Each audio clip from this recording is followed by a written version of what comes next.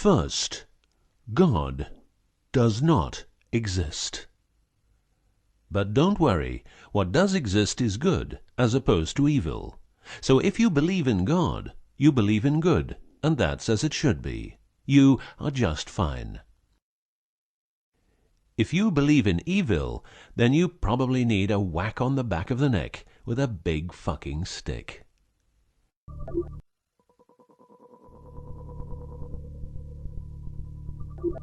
Around 5000 BC, we, Homo sapiens, were genetically modified by space aliens. These aliens first landed where the river Euphrates enters the Persian Gulf. The reason is that in that area, a high concentration of what is called monatomic gold is found in the seawater, while nowadays the highest concentration is found on the islands of Hawaii. The aliens were members of the Anunnaki Empire, and were on a quest to find this metal that is supposed to enhance and repair all bodily functions and stop the body from aging. Monatomic gold is what is called a superconductive metal. Superconductivity means that if you transport, for example, electricity through a line made of this material, you would not lose any energy as a result of heat dissipation. So if you input 100% of energy, you also output 100% of energy. Now apply this principle to your brain, which is a huge, sensitive electrical machine. The monatomic gold makes your neural pathways act like quantum drive superhighways. This means that all your senses will receive input optimally.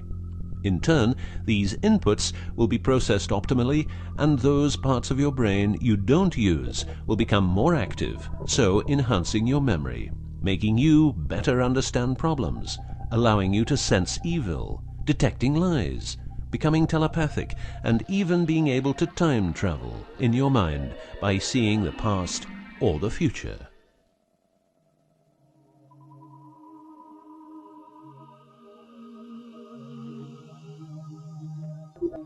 So the Anunnaki, which is the name of the empire which includes races like the Saurian, or as they are called the Reptoids, the Argarians, or Nordics, because of their human looks, and the Greys from Zeta Reticula, were looking for monatomic gold. This involved enormous effort because it had to be extracted from seawater, or by processing it in such a way that the gold, usually in pairs of 8 atoms per molecule, could be separated into individual particles. In this fashion, the monatomic elements were separated from the multi-atomic cousins. In a similar way, uranium-235 is produced. For the use as intelligent slaves, the Anunnaki took a man, let's call him Adamski, and took out a part of a rib. This is because the rib is a part of the human body that can be removed without causing too much damage, and because the rib contains bone marrow, it's a perfect source for DNA. The Anunnaki modified the DNA for a better manipulation of the humans and implanted it into a woman, let's call her Mulva. Mulva then had children with Adamski, and their children were, just like Mulva, genetically modified. These humans worked for the Anunnaki, but not a lot of humans knew about the Anunnaki, and then, for some reason, the Anunnaki disappeared. An interesting detail is that the symbol for human DNA resembles the word Yah, which is God, but surely this is a coincidence.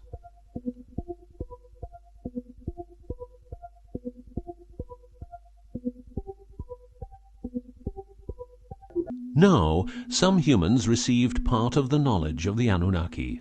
The last known humans were the Jewish people who carried the Ark on their journey from Egypt to the Promised Land.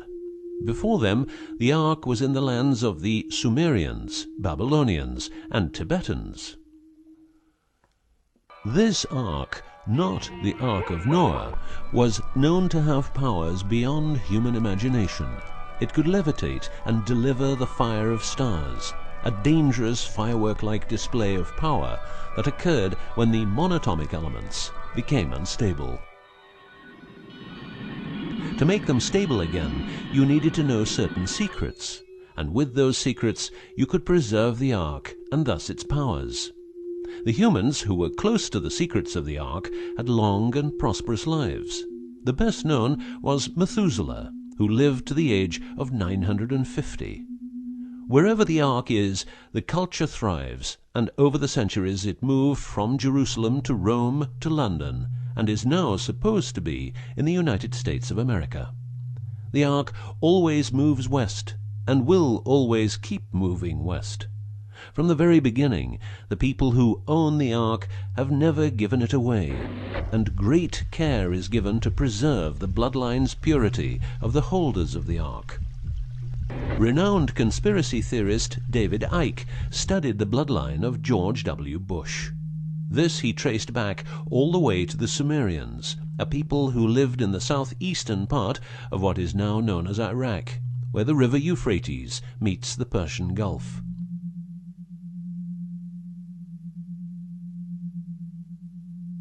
The secrets of the elements of the Ark, scientifically known as ORMs, orbitally rearranged monatomic elements, are nowadays hidden by secret societies that have control over society worldwide.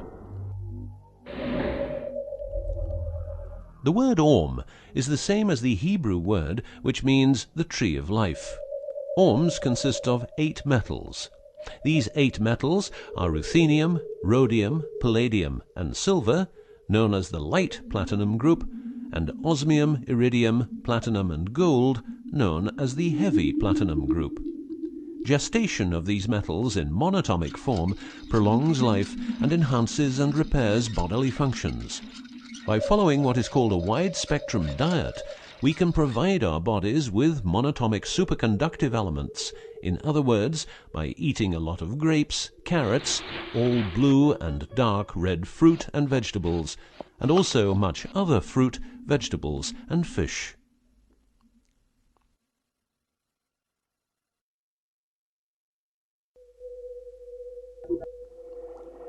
There are countless fragments of footage shot by both Russian and American astronauts, which show the vast number of lights that seem to be attracted by releases of electromagnetic energies by both the Earth and man-made objects such as satellites. In Building 8 of the Johnson Space Center in Texas, the USA, high-resolution pictures taken by satellites are photoshopped each day to remove proof of aliens. In the film The Secret NASA Transmissions, the footage, it becomes clear that astronauts have grown accustomed to these strange anomalies, and that even in 2000, an unprecedented cooperation between NASA, the Russian Space Agency, and a committee of UFO experts was formed to share knowledge on this subject. To better understand this whole story, a few revelations are in place. Everything vibrates because atoms vibrate, and that is because the subatomic particles are in harmonic resonance, a fancy word for vibration and keeping themselves in equilibrium. Gravity is vibration generated by the presence of mass, and it can be neutralized by altering the harmonic resonance of the gravitational field. In other words, if you generate vibrations, you can alter gravity, and with superconductive materials, the amount of energy needed for generating the vibrations is greatly reduced. A practical example of reducing one vibration with other vibrations is the use of anti-sound. If you instantaneously produce the exact opposite waveform that comes towards you in the form of sound, the sound will cease to exist. This is called destructive interference. One of the forms of creating anti-gravity is called auditive levitation, a method used by Tibetan monks to elevate rocks over 250 meters high and 250 meters distance. By arranging drums and trumpets extremely precisely, together with some 100 men chanting, all arranged in a precise manner, the monks, after about 5 minutes, could levitate a rock weighing a ton and place it exactly where they wanted it. Theorists around the world theorize that huge monuments like those of the Egyptians and Mayan people were built this way. Other examples of anti-gravity we find in the vast amount of UFO sightings. These UFO sightings are actually experiments run by governments in their search for anti-gravity propulsion. So, if the technique is known, why don't we all transport using anti-gravity propulsion? For each year of technological advance, the military advances 44 years. All science is merely a means to an end. The means is knowledge. The end is control. Who will be the beneficiary? What do they want? What they want is control. The establishment of a global economy which is totally predictable and can be manipulated in every sense. Ein Volk, ein Reich, ein Führer. What I am saying is that the vast majority of people is being controlled by the established upper class. I know this is like the plot of a bad movie, but stay with me for a minute. Anti-gravity exists. The ability for everyone to be a genius exists. Aliens exist, and much more efficient ways of producing energy exist. For example, the mighty engine, which produces the same amount of energy as a normal engine, but only using 5% of the fuel a normal engine uses. Or the PAP engine, which without fuel, only driven by the power of zero-point energy and a small amount of noble gases, can deliver 500 horsepower for a period of 10 years.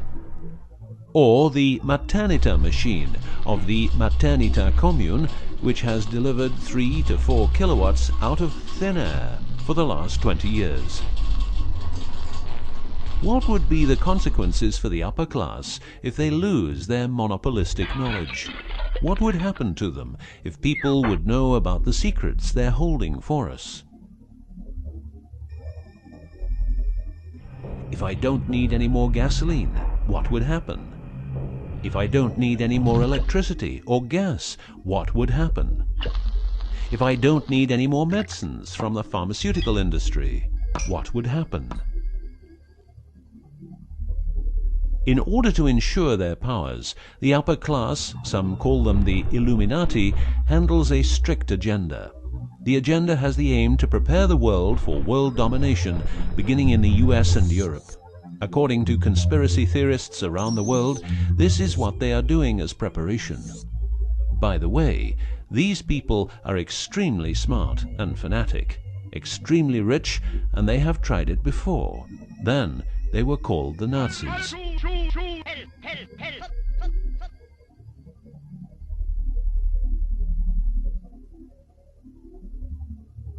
Although what you are going to see and hear sounds very peculiar, remember that a lot of people, for instance, ex-personnel of the US and UK armed forces, have been brutally murdered for making their information public. Let's begin with 9/11, but first a little history. What the Second World War did for the US is that it gave the country such an economic lead that it could easily grow more comfortable in its already powerful role. The industry of war gave everybody jobs, and therefore everybody could start consuming. Marshall aid gave Europe the economic impulse it needed. In other words, war leads to flourishing economies and leaps forward in technology. The process of transformation, even if it brings revolutionary change, is likely to be a long one, aside from some catastrophic catalyzing event like a new Pearl Harbor. These are the words of a neocon think tank whose members count people like Dick Cheney, Wolfowitz, and Donald Rumsfeld. What it says is that America needs a war to transform into its next shape, and 9/11 is our new Pearl Harbor.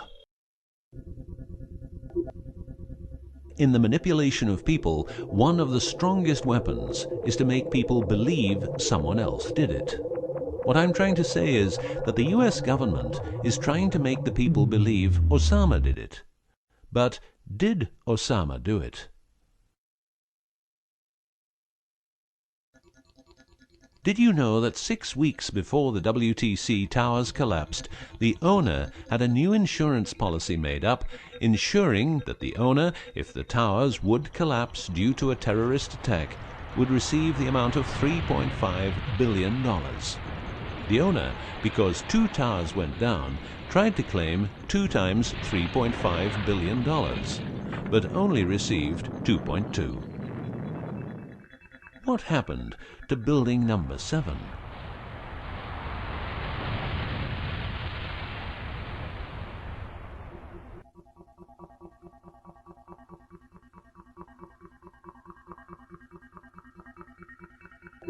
In order to control people who can be a hazard to the bad guys have control of a number of tools. One of these tools is the remotely operated electromagnetic frequency weapon. These use microwave, ELF, extremely low frequencies, and acoustic frequencies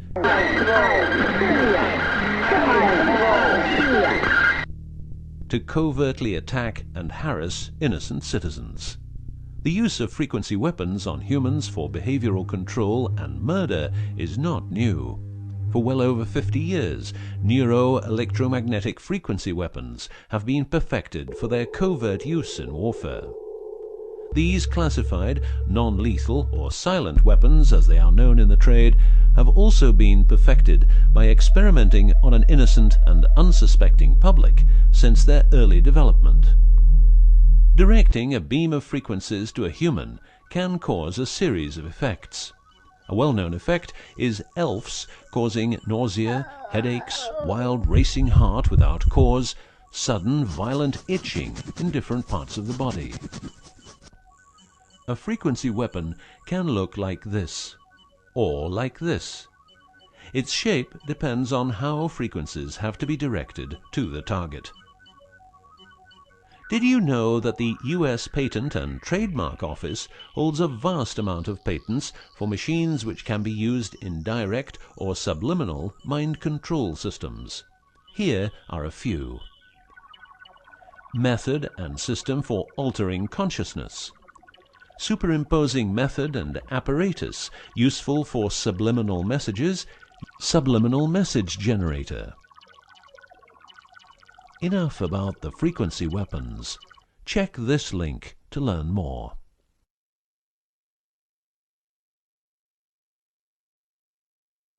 You will realize that to control people, you have to know what they are communicating. So in the 1950s, the UK and USA decided to set up the world's biggest espionage network to make sure all communications between Russians and spies or allies were monitored.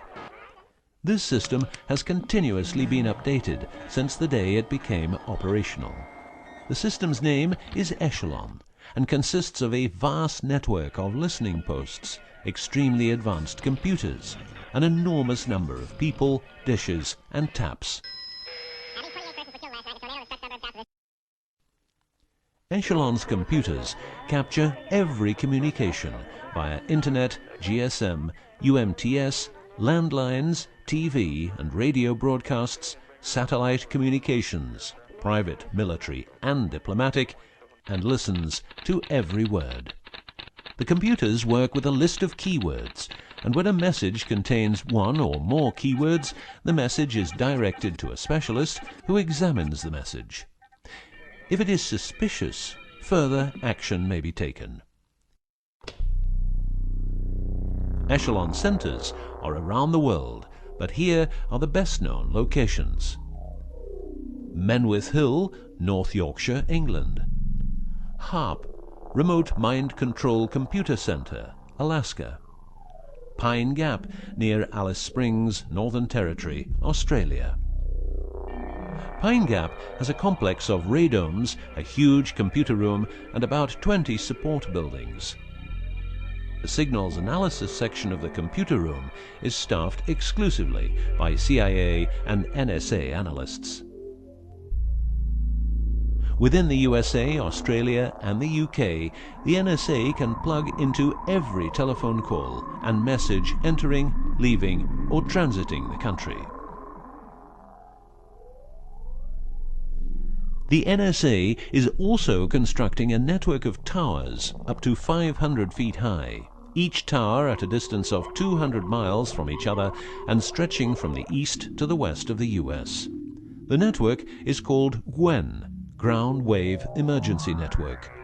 This network transmits very low frequencies combined with ultra-high frequencies and is used in case the communication systems in the US are rendered useless because of a nuclear attack. Coincidentally, the frequencies of GWEN coincide with the frequencies being used by frequency weapons. Also coincidental is the fact that mobile telephone systems like GSM and UMTS also operate in the same frequency areas as some frequency weapons. To further prepare for global domination, the secret US government, led by the corrupt holders of the Ark, also known as the Illuminati, or the New Global Union, or the New World Order, or just plain Nazis using the Eye of Lucifer as their symbol, has started building since the 1940s large underground bases with every commodity you can think of. These bases are basically large cities underground, connected by high-speed magneto-leviton trains that have speeds up to Mach 2. According to Phil Schneider, the black budget is a secret budget that garners 25% of the gross national product of the United States. The black budget currently consumes trillions of dollars per year. Presently, there are over 129 deep underground military bases, or DUMBs, in the United States. These underground bases were built using nuclear-powered laser drills that can drill 7 miles per day. Also, dedicated nuclear explosions were held to create large underground spaces. A lot of contractors work in these places, but never more than 3 to 4 weeks. Always under strict supervision, and before entering a site, they are warned that if they talk about what they see, it will cost them their lives. As mentioned, men are the result of a genetic modification by space aliens. These aliens have been on Earth for a long time and lived in large underground cities all over the world.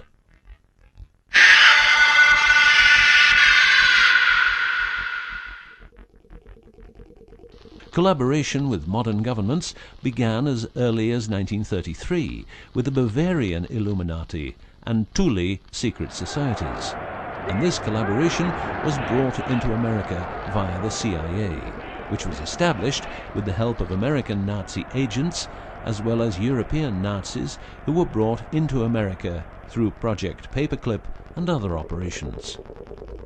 It was agreed that the aliens and the upper-class secret government would help each other, as agreed in the 1954 Greada Treaty. By 1979, the aliens didn't respect the treaty at all, and it was in this year when, at Dulce Air Force Base, a huge underground base was being built, and during excavation, an underground alien city was discovered. There are several species of aliens working with the US at the Underground 7 level facility at the Alien US Government Biogenetic Research Base in Dulce, New Mexico. The reason they help the US government is because the aliens need space here on Earth for conducting experiments on humans and storing humans in suspended states for reasons unknown. In exchange, the aliens give the US government technology. Examples of these technologies are stealth aircraft, anti-gravity propulsion, genetic research, quantum technologies, computer technology, biological warfare, medicine, GSM, etc. The greatest weapon the devil has is the disbelief people have in him. The devil represents evil, and those who want to dominate are the evil ones because they keep their knowledge from saving lives and improving the world. Instead, the evil ones will make the people more docile and stupid, using more tricks in order to achieve their goal, which is world and universal domination. The story of the aliens seems so unreal that, like the devil, it is subject to ignorance and ridicule, and that is its greatest weapon. In the past and present, the evil ones have tried a number of methods and products to manipulate people. AIDS, invented by a laboratory in Chicago, Illinois in 1972. It was a biological weapon to be used against the people of the United States. Second, the US government has a Tesla device to generate earthquakes. NASA only landed on the moon once. Almost 90% of drugs trafficking is organized by the biggest secret services in the world, like CIA, NSA, MI5, MI6, and so on. Since the US is in Afghanistan, poppy production has reached an all-time high, and never has there been so much heroin on the market. People who don't need drugs needn't worry. Their needs are covered by the pharmaceutical industry. The global warming story is a hoax. The Earth is warming up, but not as a result of CO2 produced by man, but because the cycle of the Earth is just like it is. Remember that 10,000 years ago, the whole northern part of the world was covered in ice. It's what we call an ice age.